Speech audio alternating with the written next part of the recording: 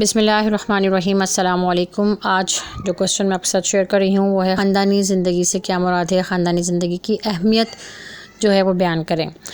ٹھیک ہے جی، تو یہ آپ اس کا آنسر جو ہے نوٹ کر لیں۔ سب سے پہلے آپ اس کا مفہوم لکھیں گے۔ عائلی زندگی یا خاندانی زندگی سے مراد خاندان، گھریلو یا خانگی زندگی ہے، جسے انگریزی میں فیملی لائف کہا جاتا ہے۔ اردو میں اس کے لیے موضوع لفظ خاندان، کنبہ یا گھرانہ ہے۔ عائل کا لفظ عربی زبان میں بیوی کے لیے استعمال نہیں ہوتا بلکہ پورے کنبے اور خاندان کے لیے ہوتا ہے، اور کنبہ اور خاندان میں والدین، اولاد، دیگر عزیز و اقربا بھی شامل ہیں، اس لیے عائلی زندگی کا مفہوم گھریلو خانگی زندگی زیادہ مناسب ہے۔ اس کی اہمیت دیکھتے ہیں کہ خاندان کی کیا اہمیت ہے۔ ٹھیک ہے جی، تو خاندان یا کنبہ انسانی تمدن کا سب سے پہلا اور بنیادی دائرہ ہے۔ انسان اس دنیا میں آنکھ کھولتے ہی اپنے ارد گرد رشتوں اور تعلقات کا ایک وسیع جال دیکھتا ہے۔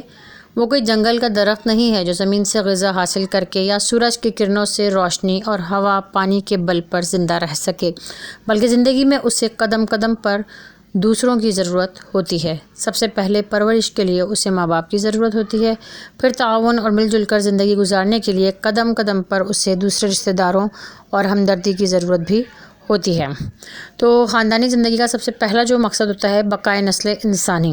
خاندانی زندگی کا اولین مقصد نسل انسانی کی بقا ہے، تاکہ انسانوں کا سلسلہ نسل در نسل چلتا رہے اور دنیا انسان کی جنس سے خالی نہ ہو جائے۔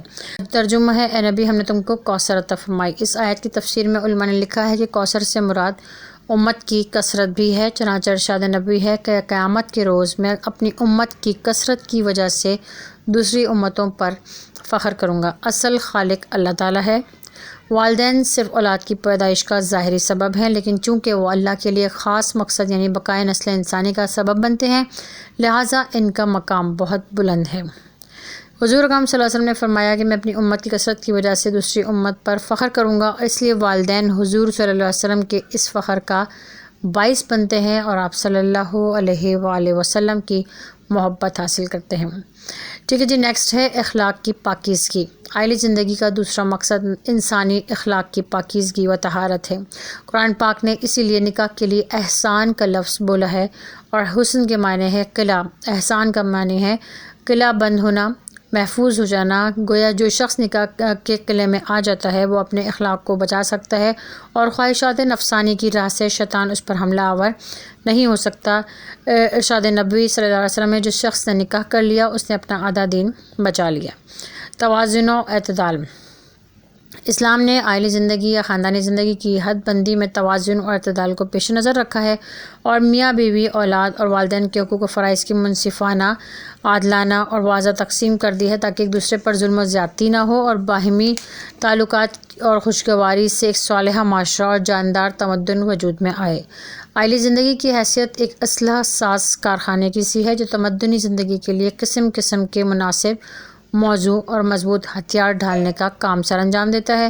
جیسے افراد ہوں گے اسی قسم کا معاشرہ وجود میں آئے گا۔ ظاہر ہے افراد کی تربیت عائلی یا خاندانی زندگی کے سوا کسی اور ادارے میں مناسب اور مکمل طور پر نہیں ہو سکتی۔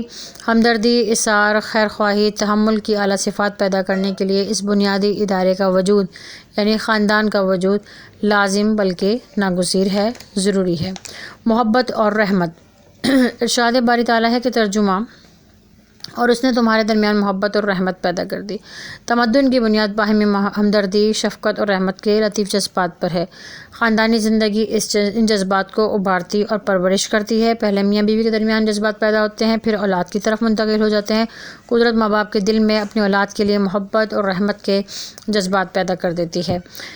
تدبیر منزل۔ خاندانی زندگی کا چوتھا مقصد تدبیر منزل یعنی گھریلو زندگی کی تنظیم اور باہمی فرائض کی تقسیم ہے۔ اگر ایسا نہ کیا جائے تو تمدن میں خلل پیدا ہوگا۔ اسلام نے خاندانی زندگی کا ناظم مرد کو ٹھہرایا ہے۔ ٹھیک ہے، ترجمہ ہے کہ مرد عورتوں پر حاکم اور منتظم ہے۔ اس سے مراد یہ ہے کہ ایک مرد کو عورتوں پر حاکم بنایا گیا ہے، یعنی باہر کے کام، نان، نفقہ، جو ساری ذمہ داریاں ہیں وہ مرد کے ذمے ہیں، اور عورت جو ہے اس کے لیے گھر میں چار دیواری کے اندر اپنے بچوں کی تربیت، پرورش، نشوونما، یہ سب کی ذمہ داری جو ہے وہ عورت کے ذمے ہے، اور یہ خاندان کی ہی بدولت ممکن ہے۔ اس کے بعد تربیت اولاد اپنی پرورش کے لیے والدین کی دست نگر ہوتی ہے، یعنی اولاد کی پرورش کس نے کرنی ہے؟ والدین نے کرنی ہے۔ گھر بچے کی اولین درسگاہ ہوتے ہیں، یعنی سب سے پہلی درسگاہ جو ہے وہ گھر ہے۔ پیدائش سے بچپن تک جو کچھ عادات و اطوار اپنے والدین سے سیکھے گا وہ تمام عمر اس کے ذہن میں پختہ رہیں گی۔ اگر میاں بیوی دیندار ہوں گے، سمجھدار ہوں گے، نیک اور بااخلاق ہوں گے تو یقیناً ان کی اولاد بھی اعلیٰ اوصاف کی حامل ہوگی۔ قرآن مجید میں ارشاد ہوتا ہے کہ اپنے آپ کو اور اپنے گھر والوں کو آگ سے بچاؤ، ٹھیک ہے، اور اس کا مطلب یہی ہے کہ گناہوں سے بچاؤ۔ ارشاد نبی صلی اللہ علیہ وسلم ہے کہ تم میں سے ہر شخص نگہبان ہے اور ہر ایک سے اس کی رعیت کے بارے میں سوال کیا جائے گا یا اپنی رعیت کے بارے میں جواب دہ ہے۔ پھر فرمایا کہ اپنی اولاد کی عزت و تکریم کرو اور ان کی بہترین تربیت کرو، چنانچہ اہلی زندگی کا نظام تربیت کا بہترین ادارہ ہے۔ تو یہ تمام ہیڈنگز ہیں جو کہ خاندان کی اہمیت کو واضح کرتی ہیں کہ خاندان کی کیا اہمیت ہے۔ پہلے آپ خاندان کو ڈیفائن کر لیجیے گا کہ خاندان میں کیا کیا ہوتا ہے۔ والدین، رشتہ دار، جو رشتہ دار ہیں وہ لکھ دیجیے گا۔ خاندان جو ہے وہ کسی بھی معاشرے کا ایک جز ہے، بنیادی جز ہے، اولین جز ہے، ٹھیک ہے، اور خاندان سے مل کر معاشرہ بنتا ہے، اور فرد جو ہے وہ ایک خاندان کا بنیادی جز ہے، ٹھیک ہے۔ تو جناب امید ہے کہ آپ کو سمجھ میں آ گیا ہوگا۔ انشاءاللہ مجھے امید ہے کہ آپ بہت اچھا سا اس کو رائٹ کر لیں گے۔ وش یو بیسٹ آف لک۔ اللہ حافظ، فی امان اللہ۔